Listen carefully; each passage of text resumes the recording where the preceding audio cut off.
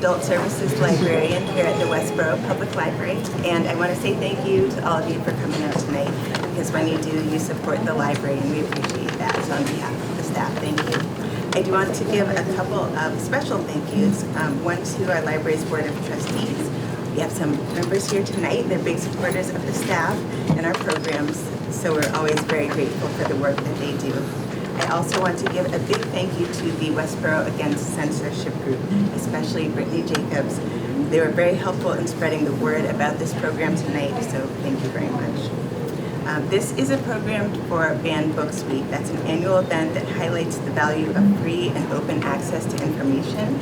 If you have any want to learn a bit more, we have some information here which you are welcome to grab. We have some pins and some bracelets to let others know that you support the freedom to read. We also have some materials from the Westborough Against Censorship group, which you are welcome to take home and to ask some questions of the members here afterward if you'd like. But I want to jump into it.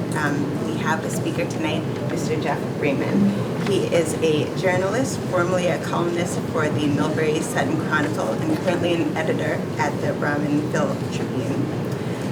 He's the founder of Mass Transparency, which you can find online. It's a site dedicated to investigative projects connected to public records research and requests. And he's a former trustee at the Millbury Public Library, which is where I had the pleasure of working with him as a staff member. He's a big supporter, and I am a big fan of his. So he's had some direct experience with book challenges as a library trustee and as an investigative journalist. He's going to tell you about what he's seen and learned and how communities can respond when they happen. So Jeff, thank you so much for being here. Thank you, Tracy. I was joking with somebody earlier that I've only been mad at Tracy once the entire time I've known her, and that's when she left Millbury. So, yeah. Hi, I'm Jeff Raymond. Can everybody hear me okay? First and foremost, awesome, cool. So, today we're going to talk book bans. I've got a few slides here, some stuff. I'm going to talk about what happened in Millbury and how completely ridiculous it was. What I've learned through the Mass Transparency Project, using public records to try to investigate exactly how bad the situation in Massachusetts is when it comes to book bans, and just some chatter about how we can fight back in the future and how we can use information and use reality to fight these things. So, first and foremost, who am I? That was me about 10 years ago, about 40 pounds ago, about much less of a beard ago. Like Tracy said, I was a library trustee for a time. I'm with the Friends of the Library now. I'm also on a bunch of different boards in town. I annoy everybody with little stupid journalistic projects in my spare time because I have no life, apparently. I joke. It's a good time, but I also really hate censorship. I've always hated censorship. And I especially hated censorship when it showed up in Millbury. So back in 2022, a little after everything opened up after COVID, we learned through an email to our library director that somebody had taken 4 books from our library and was not going to give them back. Those 4 books were Genderqueer, Camp, Jay's Gay Agenda, and Lawn Boy. Genderqueer is the one that gets a lot of attention these days. They were very unhappy with not only the content of it, but because it's a graphic novel, some of the pictures that were involved inside. And they decided to make up a lot of stories about what that was actually meaning. That it was child pornography in the library. Like it was trying to get kids to turn trans, which was a special one. Also not true. But, you know, that kind of bothered me. Because, for one, I love my hometown. Millbury's a great place. And I don't like thinking of Millbury as that kind of place that would engage in stuff like this. You know, you don't want it to be your town. That's stuff that happens elsewhere. It doesn't happen here. Well, it happened here. And so, me and a few people, when we heard about this, just quietly, each of us bought a book, brought it to the library, put it back in the collection. That was done with it. Then, one of the Board of Education School Committee, that's the word I'm looking for, members noticed my tweet, and this is what started everything going crazy. This is what brought everybody to the forefront. Facebook is a great and terrible beast, as I'm sure you all know. Millbury has no less than 8 sites dedicated to various amounts of complaining. I don't know how many Westborough has, but I bet you're close. And the people who have time to argue on Facebook have a very specific lean and a very specific opinion. And so when you hear that these 4 books that people have been told to be afraid of are not only taken from our library, but somebody had the gall to bring them back, well, that's when I got mad. So I decided, let's do a book drive, guys. So one of the benefits of being a columnist for my local paper at the time, being a elected official in town, is that I had a little bit of credibility. People knew that I was coming at things in good faith, that I wasn't some crank off the street. I feel like it was my responsibility as somebody who had a bit of a platform and had a bit of people who would listen to what I had to say, hey, let's fight back a little bit.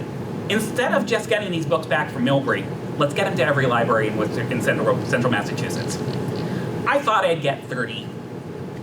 I thought, a couple people from town would do it. This will be a great time. No, we ended up getting something like 250 donations. My house was just filled with Amazon boxes every day. My wife was like, they're going to egg our house, I know it. Just stuff like that, and it just blew up. Horror writer Paul Tremblay, who did the Knock at the Cabin movie, book, whatever it is, he tweeted it out. He helped me out with it. He got a bunch of horror writers to get involved from the Cape. It just blew up. People hate censorship, guys. They're the minority, and this was one of the things that really hit home for me, was that all these people. It went beyond my community. It wasn't just people who care about me and care about the things I care about. It's also people who've never heard of my town before, who have no clue who I am, who said, yeah, he's doing the right thing, let's do it. We got into the Tellerman Gazette. They did a number of stories on the situation. We ended up getting something, I think I said 250 books pledged. We ended up getting about 200 of them when it's all said and done. Fox 25 News came out, did a story on it. My fat mug got on the statewide television. I was getting a lot of weird texts from a lot of people I wasn't expecting. Book Riot picked it up. It became something bigger, not only than what was in Millbury, but bigger than the censorship itself. Because it was a really strong message. And it was a message saying, you know what, we're not okay with this. We're not going to just go along and let it happen. So what was the good? I had, of the people who responded to me in the initial thing, I had 80% of them wanted to donate a book, even if they wanted one for their library later or something like that. I set up an Amazon wish list. We got, this was from 3 days after I started this. We had 37 copies of Camp and 34 copies of Genderqueer right from the get-go. That's amazing. That's awesome. Especially when you notice that those were books that weren't in a lot of these libraries before. So it backfired on them. Instead of it being removed from one library, now every library is going to get to see them and get them in their collection. I worked together with my library director, who was happy to let our sort of regional sharing thing use it as a way to ferry books off to the different libraries, which was amazing. I didn't want to get her involved because I didn't want her to be taking any of the slings and arrows, and she was like, no, we're absolutely, she's like, just put a note card on it as which library it's going to. It was wonderful. It was great. What was bad? Well, apparently I'm a groomer now, so that's great.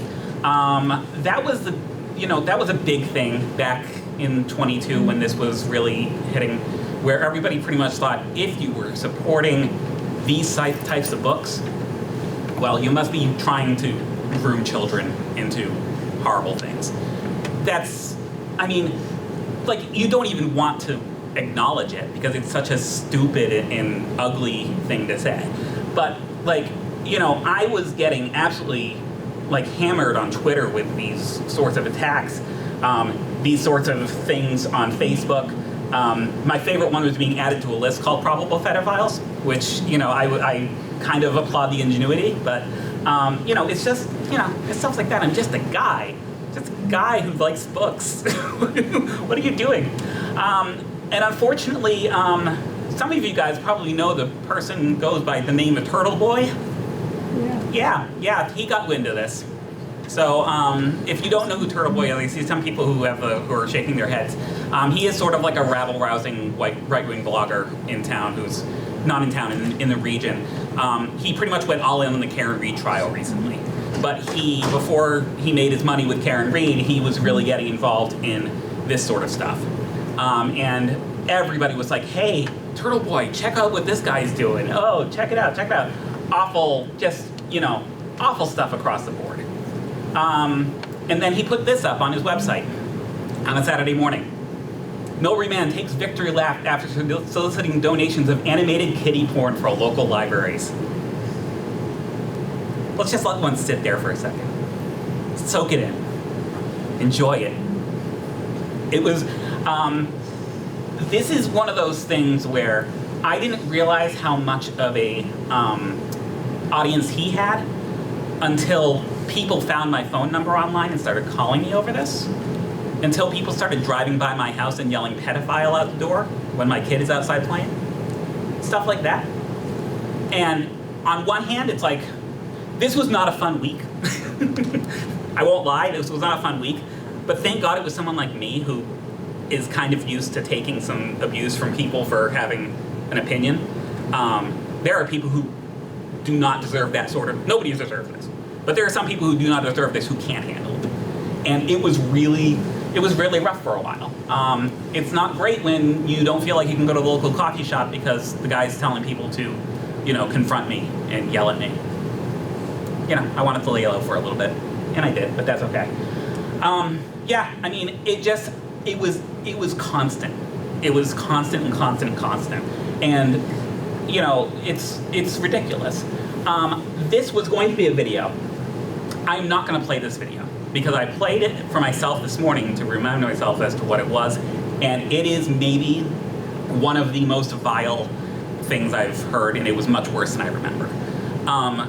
Just to give you an idea as to how this thing, he closes the segment about me with F you Jeff Raymond, F you Jeff Raymond, F you Jeff Raymond, about 10 times. All after just calling me all sorts of things on YouTube Live. Good guy. You wonder why he goes to jail for stuff now. Anywho, nope, we're not doing that. All right, but why does it matter? Why am I okay with it, with taking all this abuse, with putting myself in front of this stuff? Why? Because it matters to other people. I got so many nice messages from people who left notes in their books that they donated to me. I wasn't expecting the outpouring of support that I got any more than I was expecting the outpouring of grief and anger that was put toward me. That one in the middle, and I might even get choked up reading it again because it still kills me like 2 years later, from a longtime Millbury resident who grew up in a house that didn't say gay, thank you for doing this, it means the world. If that doesn't distill what this means to people and how these sorts of book bans and how these sorts of actions are hurting other people, hurting our kids, hurting the people who in society who are already hurting, like, that's it. And this makes it all better. It made like the top of like the book subreddit. It was all over the place. Got a great thing. Somebody whose brother who had died to suicide a few years earlier, in part because of identity stuff, donated and was very happy for it. Jason June, who wrote Jay's Gay Agenda, he reached out and said thanks. Another person was saying, my tween's having these same sort of identity questions right now, and it's nice to know that there are people who are doing the right thing. The books came back to the library, so that was fun. What me and a couple other people decided to do, because I was a trustee in the past, Massachusetts has a very small little nugget in Mass General Law that says if somebody takes some books from the library and doesn't return them, you can charge them $500 per item. So I went to the Board of Trustees and I'm like, listen, if these books don't come back, we know who took them. Let's give them $500 a piece. The minute that got into the paper, the books showed up the next day, which just shows the courage of their convictions, as far as I'm concerned. But, I will take a victory lap on that, sure. But yeah, I mean, it was absolutely wonderful, and it was, me and that's my library director, Anne, who was kind enough to bring Tracy into my life, and she did, like I said, I didn't want her to be involved in this at all. I don't want her, this was my little passion project, and she got right behind it. And it's like, librarians, man, they're superheroes. They're great. So fast forward about a year. I started doing they shut down the Millbury Sutton Chronicle, so I didn't have my column anymore, but I still wanted to do some stuff, do some research, do some public records work. So I started reaching out to every town and every municipality and every school district in Massachusetts to find out if they've ever had any books banned. There are 351 towns in Massachusetts. There are roughly, I would say, another 50 school districts that are like regional. That is a lot of public records requests to send out over your email. It is very easy to do while you're watching a baseball game. So that's what I did. And why did I do it? Because as my subheader says, censorship is stupid. So I reached out, I'm like, hey, tell me any book challenges you've had since, I think I said it from 2021 on. What does the data tell us? It's both better and worse than we think. It's better in the sense that not every town has had a challenge.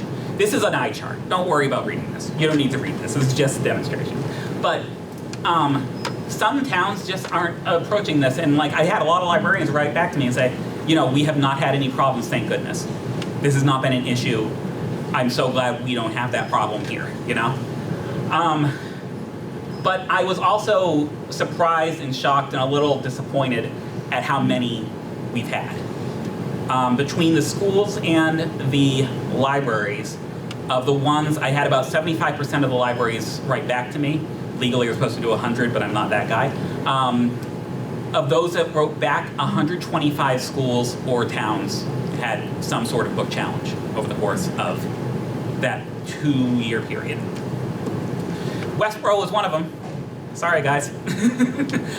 They did not like the book We Need to Talk About Vaginas. They did not like the book All Boys Aren't Blue, and All Boys Aren't Blue is one of the books that is most challenged in the state. But it's the common through line on all these challenges, when you read through every challenge material, every email that comes through, it's sexual content, and it's sexuality that people do not want to acknowledge exists, which is kind of sad that we're in 2022, 2023, 2024, and that's where we're at. And that people would go so far as to sign their name to something to try to keep it out of the hands of other people. It's too bad.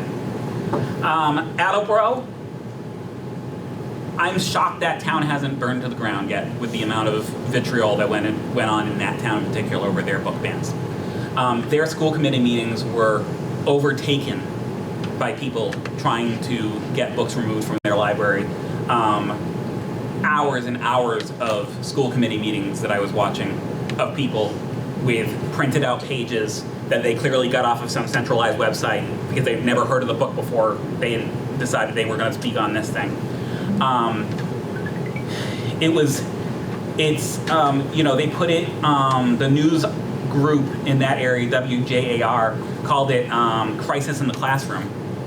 And I mean, that's pretty accurate. I can only imagine, what some of those kids had to deal with, knowing that their parents were marching into the school committee meetings and showing their rear ends that way. It's awful. The good news with Attleboro is, despite all of this, they didn't actually end up pulling any of the books.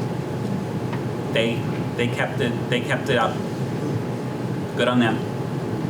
I'll come back to this. I will say that there were some successful challenges in Massachusetts. You don't hear about them very much. I don't know why. That's a question for somebody else to ask. But there are a lot of libraries that don't have the support of their trustees that they should have. That is the biggest one. I don't doubt the courage of any librarians in this day and age at all, but some of them don't have the capacity or the wherewithal to battle people in their community, especially these small town libraries that are already fighting to get every last dollar from their budgets, you know? Who can blame them in a sense, you know? But, you know, by and large, people don't want this to happen. It's a very loud, very noisy minority. So that brings me to what people can do. That is Floyd the cat. Floyd was organizing books for me during my book drive. He inspected everyone to make sure that it smelled proper and, you know, did a good job. Get involved and stay involved. Those are the two big things. I am so delighted that you have a anti-censorship group here in Westborough. And is it Brittany? Yeah. Why don't you just talk about yourself really quick? Give me a 10-second pitch.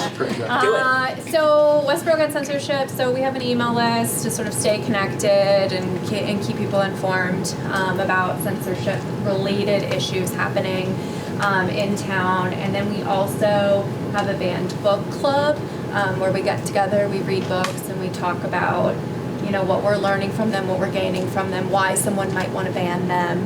And sort of building community together. So if you're interested, find me after, and I can get you on the email list or invite you to our next book club.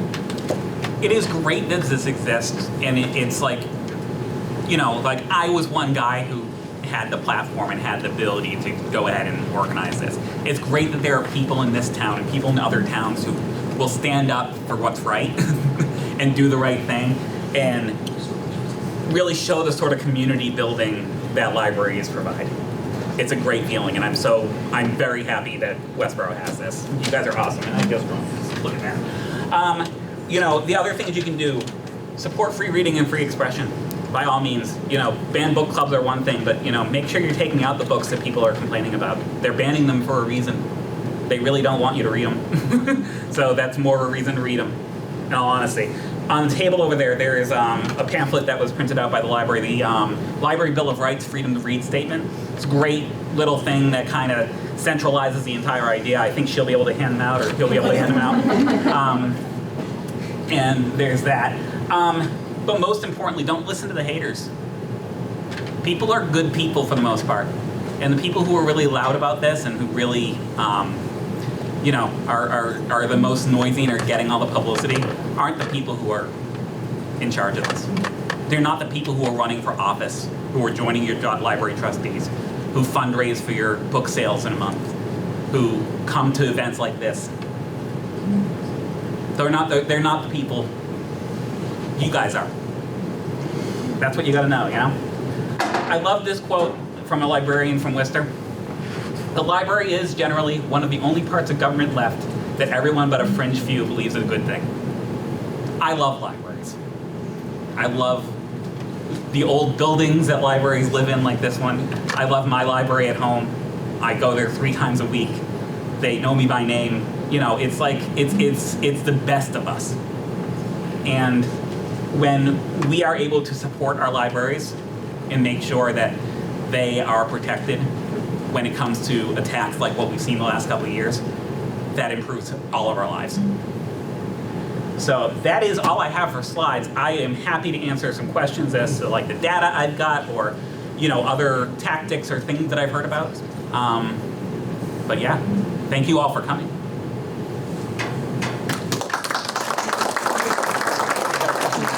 I was just wondering, in this recent round of attempts to ban, is it only gender and sexuality books? Is it not political books, Karl Marx, anything like that? Sure. It's all gender? So the question was, what is the subject matter of the different books that are coming through? Primarily, it's sexuality and gender.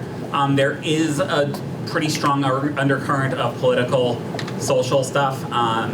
The sort of moral panic we had about CRT, critical race theory last year, definitely you know, bubbled up some additional challenges that, you know, were completely separate from this stuff. But it's when you start digging into the data, it's like I started making my spreadsheet pretty much like how all the books that were requested to be banned, and it's like you see which ones pretty quickly are the ones that always come through, and it's always all boys are blue. It's always genderqueer. Those are your old standards, if you will. Thanks. So yes. The people that are in favor of banning books, in general, have the same philosophical ideals that we have. They want the best for their families, they want the best for themselves, they want the best for their communities. And they feel strongly about some of these things. And confronting those people is pointless, right? Because we have the same objectives. We can't take a lower level point and confront each other because it takes us nowhere. Where do we go?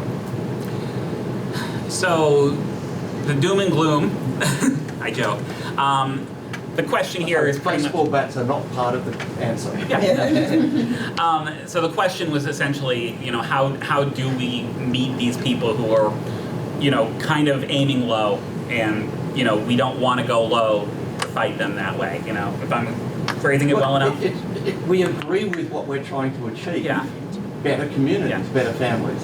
Right? The question is, how do we get there? Right. And how do we have that discussion? Yeah, it's tough. It's a tough nut to crack, because at my less optimistic points of the whole situation when the books were stolen from Millbury, it's like I know these people who were cackling on the side as Turtle Boy was calling me a pedophile, and it's like these are people that I hang out with in town, I serve on boards with them.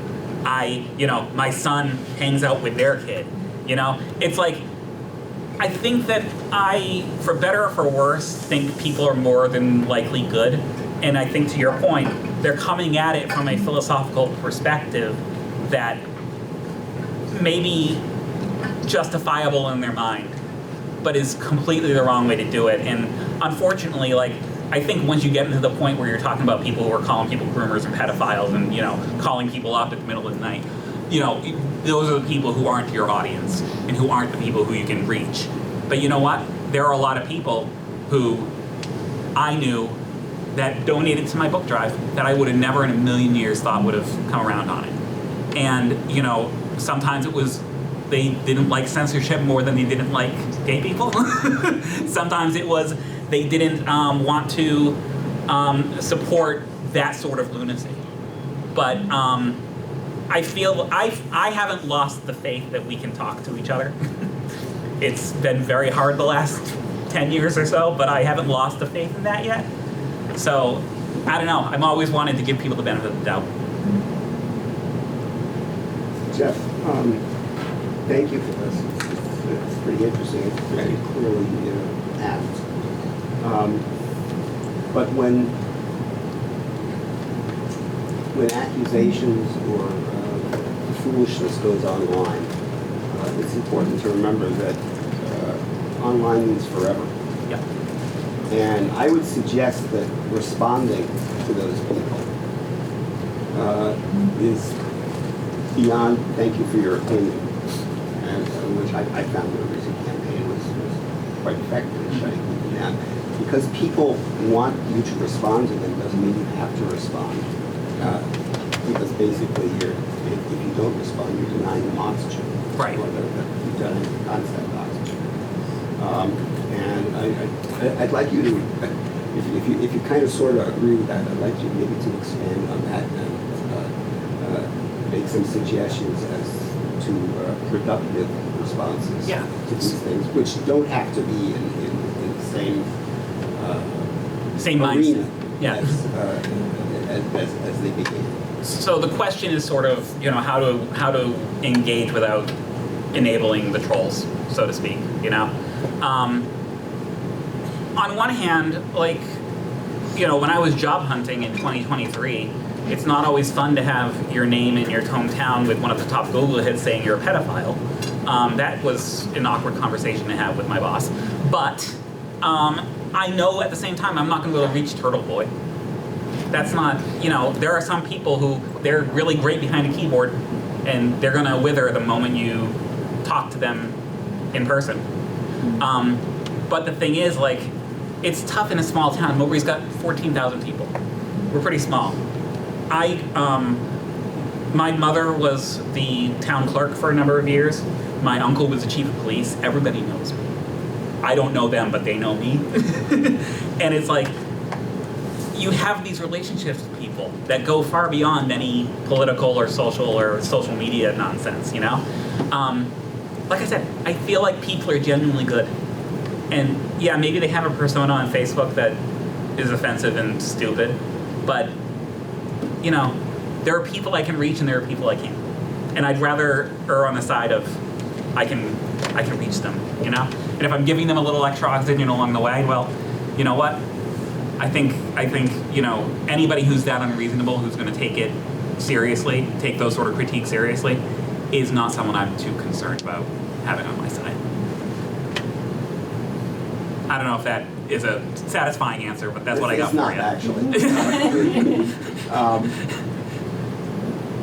The response, I think, is more a request from Sure. them, and request is obviously a gentle word, but the one I'd like to use. Yeah.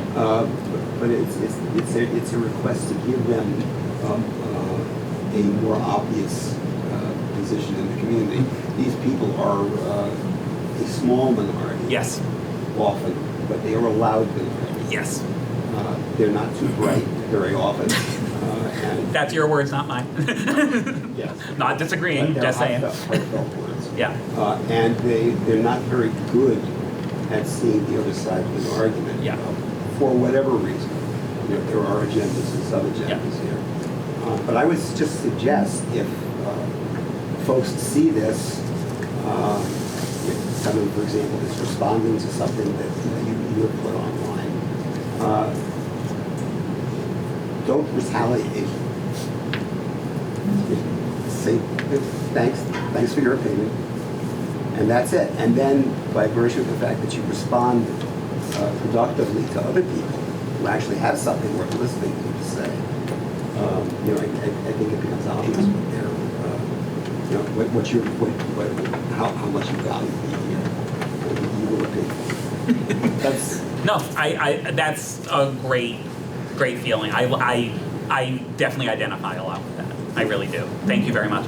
And then I know you had your hand up too, but I'll have Brittany go first. Yeah, I was just going to say, I think, you know, we're talking about books, and most of the conversations are being had by people who've never read the books, which was sort of the, like, initial reason we wanted to start reading the books and talking about them, because it's much easier to have a conversation with anybody about their opinions about a book if they've actually read it all the way through, not a clip, and can see, like, what was this book about? What was it meant to do?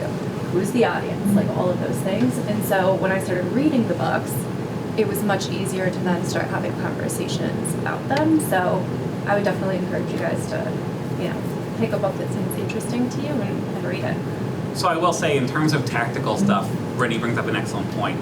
Millbury, after this thing, revamped its book challenging process, where essentially anybody who wants to challenge a book needs to have shown that they have in fact read it. Yeah. Not so much like a book report, but they have to show some actual, like, it can't be some template they got offline. They have to show that they actually took the book, gave it a good shot, and can actually speak to what the issue is.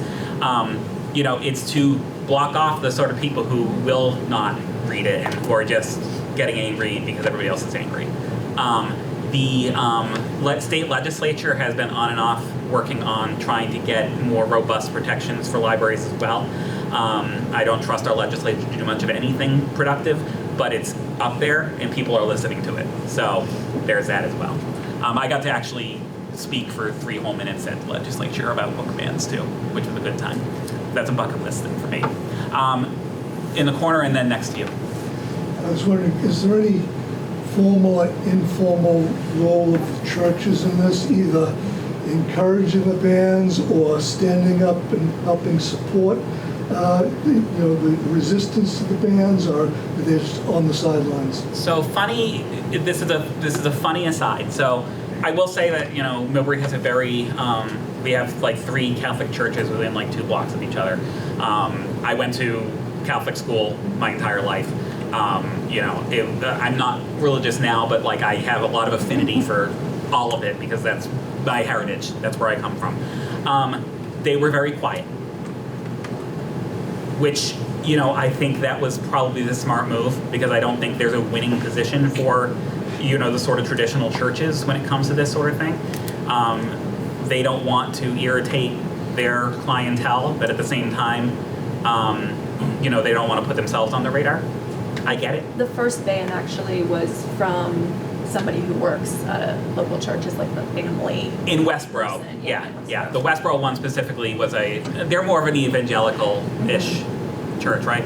I will say, however, to your point, so a good friend of mine is a pastor who is actually the chaplain at the Worcester County Department of Corrections.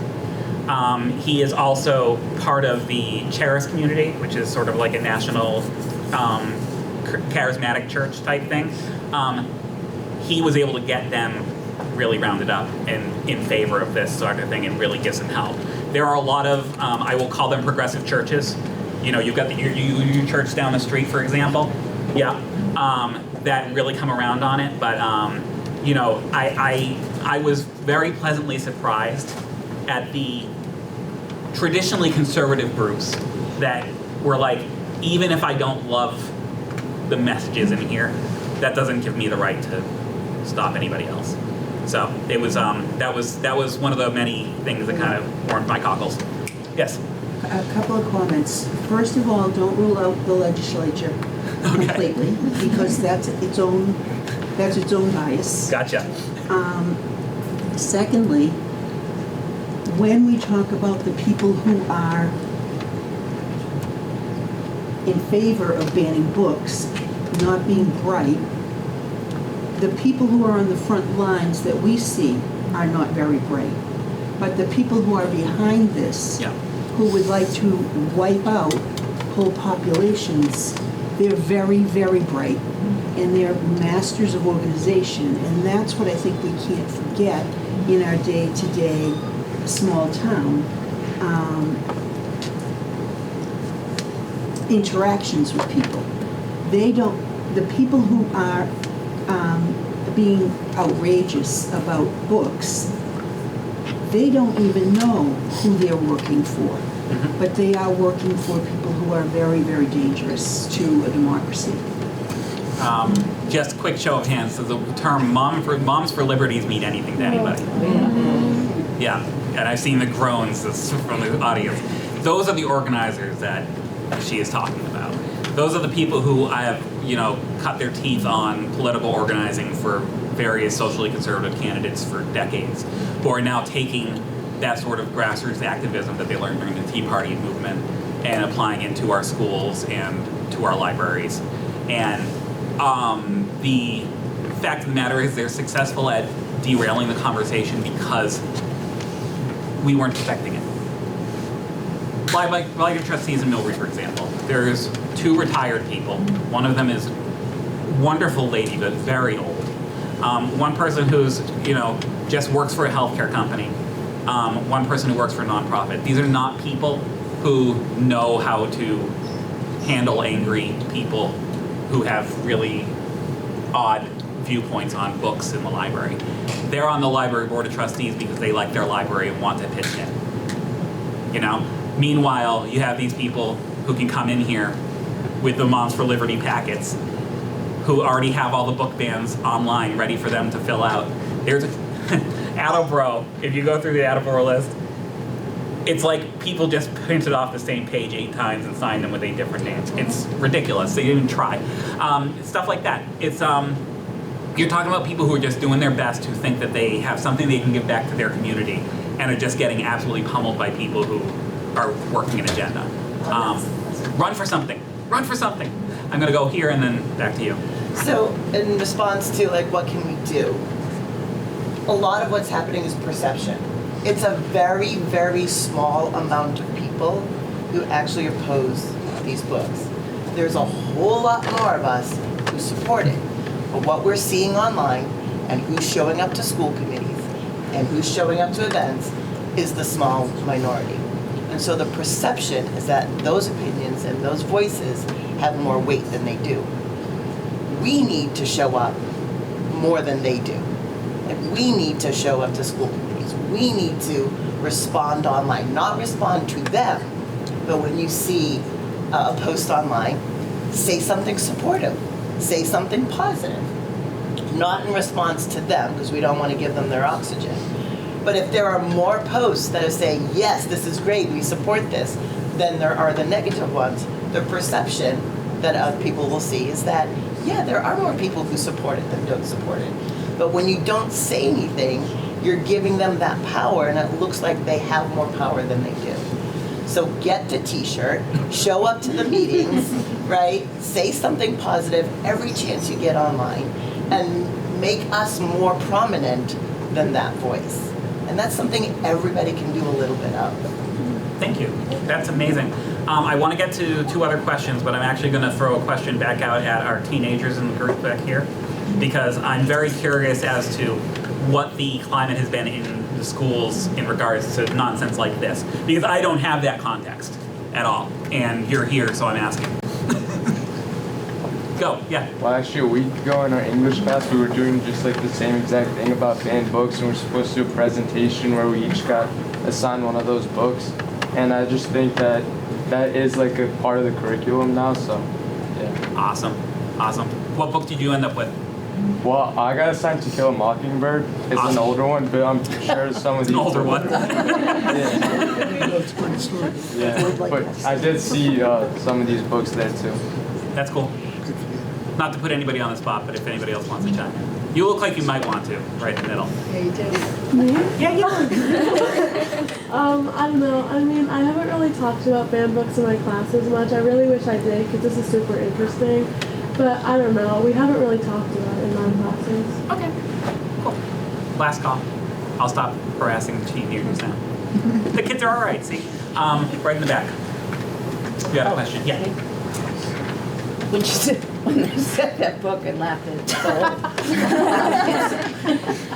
When I first started teaching, this is not a new issue. In '79, I had to go to the Board of Ed as a second-year teacher, and the only woman in the school as a teacher. And it was a rural community, outhouses rural. And the Board of Ed decided to ban every single book that I was assigned to teach. And so I may be small, but I am fierce, if you check Shakespeare, and I am small. But I stood up and asked them, as you said, oh, what exactly part upset you? Because maybe I could explain it to you. And it became very clear to the audience, because I let everybody know I was going to go there, so they wanted to see what I was going to do. And when they didn't know what the book was about, I handed each of them a book and a book report sheet and said, I'm coming back next month, and I'm sure everybody else is, to hear what you think about what happened. But the best part was about the Scarlet Letter. I'm sure you probably have not read that. It's another old one. But it was about a woman that was accused of adultery. But they couldn't deal with it because it said adultery. And they didn't want me to talk sex to their children. So I handed them a contract that says, you tell your child what your family's beliefs are on adultery. I will never define it, but they'll know what I'm talking about. And they went, oh, okay, fine with me. And when I put the priest, the minister, on trial for being the real criminal in the case because he wasn't coming up and telling the truth, the minister got a little upset, and I said, is that not the truth? And he went, oh, yes. So when you confront with the truth, then and without any animosity behind it, because I can be really engaging and funny, and just said, you can't, why don't you ban chemistry books? It's because you don't understand them. If you did, you might ban them, who knows? So you have to just take them where they are. But it's not a new issue, and it won't be a way when you're reading and laughing where another generation is laughing at the books that we all read. So I still wear my shirt that has all of the books that I actually supposedly wasn't supposed to teach, and I eventually got to teach them all. So I'm really, and I'm now a trustee of the library because There we go. I can't, I still believe you have to be there every minute on duty. There you go. I will say, I don't know if anybody here has read Genderqueer in particular. It is a truly beautiful book. Like, it is shocking. I'm getting the thumbs up from the back. It is absolutely stunning that anybody could read it and walk away from it thinking that it was bad for people to read. It is such a gorgeous presentation of everything. And people are getting upset because of one page that is even taken out of context from what they're talking about.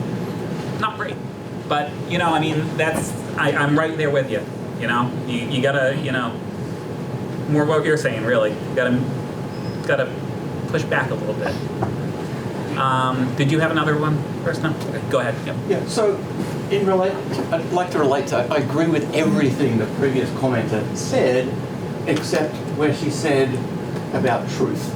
Because truth changes with time, and I was a teenager some time ago, and the truth was different then.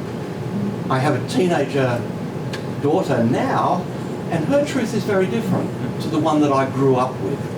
And so I'm really reassured that these issues that are important to some of the parents in our community are irrelevant to the teenagers in our community. They've grown up and grown beyond this. And I just hope that those teenagers whose parents who are making this fuss are not embarrassed by their parents and are not bullied by their peers. Because with time, we will continue to progress. It will take time. We need to hold the line. We need to keep pushing for that change, but we need to do so gently and respectfully and understand, once again, that other people have the same ambitions for our community as we do. They just have different values, no matter how wrong they are. I will say I'm not making any statements whatsoever except that the one thing I've hated from the Donald Trump era of politics is how completely low the quality of conversation has gotten. Because everybody feels like it's become open season to say and do whatever they want to do because, hey, if it's good enough for the president, it's good enough for us, And I don't doubt for a second that sort of attitude kind of helped fuel that. And, that's kind of why I want to be like, hey, people will wake up someday, right? Right? Maybe? Please. So. So can I just... Yeah, please. I would just recommend everybody develop an accent because when you have an accent, you can say anything. You can engage with people on the other political side of the spectrum. You can actually engage with people and you're not confronting. So please, it doesn't matter what the accent is, get an accent. All right, so I know the questions are kind of dying down, and I got one more right there. So when you're saying like banning books, are these being signed into law of any part? Do they have any judicial power of sorts? All right, so the question is in terms of banning, what is the legal status of that? Each state is different. Let's start there. Places like Florida and Texas have stuff deliberately in the law that is causing a lot of havoc because once you get legislatures involved in things that they don't know about, and then the legislatures are part-time like Texas's are, I think they only meet for 4 months out of the entire 2-year term, things happen and then it takes forever to fix them. Texas, so I work in educational technology to feed my family, and one of the things that we have to deal with is places like Texas and Florida that can't have anything that is gonna, make children feel ashamed of their race, for example. Nothing we have in our platform has that. There are no books that are being proposed that do that, but the end result of this legislative stuff, when people put these things into law, is that people will overcompensate to make sure they're not getting hit. So make sure they're not heading the liability. So that's why you see these clips like in Florida of libraries just blocking off their entire books because they don't have the time or the resources to make sure every book in that collection doesn't somehow run afoul of somebody's interpretation of that thing. Great Barrington is a special snowflake in this state in all respects. They actually had a police officer come in and take one of the books out because of a report that it was child porn in the high school library. I actually got the body cam video of that, which was just a fever dream. But you know, it's in Massachusetts, it's very on the local level. Most, if not all, libraries in the state have policies in place that kind of govern how books can be challenged. And they are all set up in a way that the clearance is very high. You have to have a very high standard to reach to actually get a book removed from a collection. One of the successful challenges came from a couple libraries on the Cape, because somebody said that one of the books had factual inaccuracies in it. And you can see the back and forth in the chain of the library director and the trustees all having read the book and all looked at it and said, yeah, actually, this is not correct, and they took it out of the collection.